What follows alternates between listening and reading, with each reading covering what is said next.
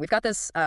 Okay, let's dive in. We've got this really fascinating philosophical project to unpack today. It's called the cartography of the concept. Right. And the idea basically is to map the mind, the psyche, but make it computable, like taking Freud's ideas and turning them into something almost like code. Exactly. And the premise is, well, it's pretty out there. They argue the air we breathe doesn't just carry oxygen, it carries implication. It's thick with meaning. Implication, how do they map that? Well, they use what they call digital fossils or messages in a bottle. These are actually curated YouTube clips. YouTube clips, seriously. Snippets of, external reality, brute facts that resonate with the internal psychic territory they're mapping. They're building this cathedral of the mind, piece by piece. Okay, wow. So our task today is to get our heads around this architecture. It's a synthesis, right? Hegel, Peirce, and Freud all rolled into one. That's the claim.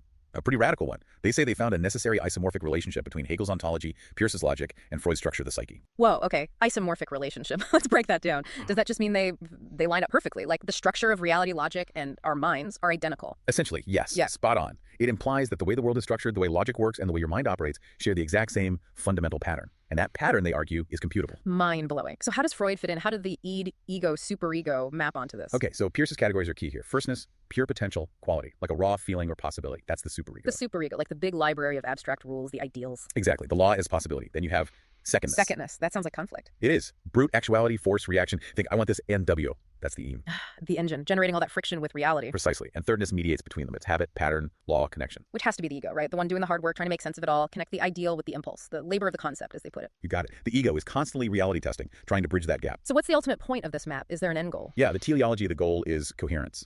They define it as low systemic latency. Think of it like having a really good mental internet connection. Great ping. Ha, okay. Low latency mind. And when you reach that peak state, that's the aesthetic goal.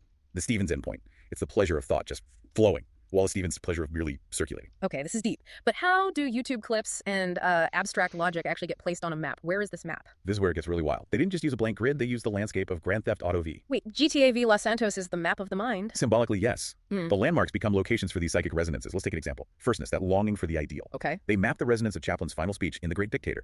That huge appeal to universal ideals, to human decency. Yeah, incredibly powerful. Where does that land in GTA? Near Michael's mansion. Michael's mansion. Huh. The empty McMansion. The dream turned hollow. Exactly. It maps the tragic gap, the beautiful ideal of the speech, contrasted with its, failed or empty instantiation in reality, the form without the substance. That's actually brilliant placement. What about the id? Secondness. Pure aggression, unmediated force. Think of the trailer for Mad Max. Fury Road. Just kinetic chaos. Right, pure action. That gets mapped near Trevor's trailer out in the desert. Trevor's trailer makes perfect sense. Primal, violent, pushing against a harsh reality. That pleasure of secondness, even though it's painful. Spot on. It's the id smashing against resistance. Okay, but what about things that question the map itself, like Magritte's painting, the treachery of images, Sissy pausing peep. This is not a pipe. That's about representation. Great question. What does the system do when the artifact reflects on the act of mapping itself? Does it have a location? Fascinatingly, no. It's not placed on the GTA map. Instead, the system classifies it as a note in the cartographer's journal. A note in the journal, so it acknowledges its own limitations. It steps outside the system to comment on the system. Precisely. It's a moment of self-reference. The system admits, look, this map is incredibly useful, but remember, the map is not the territory.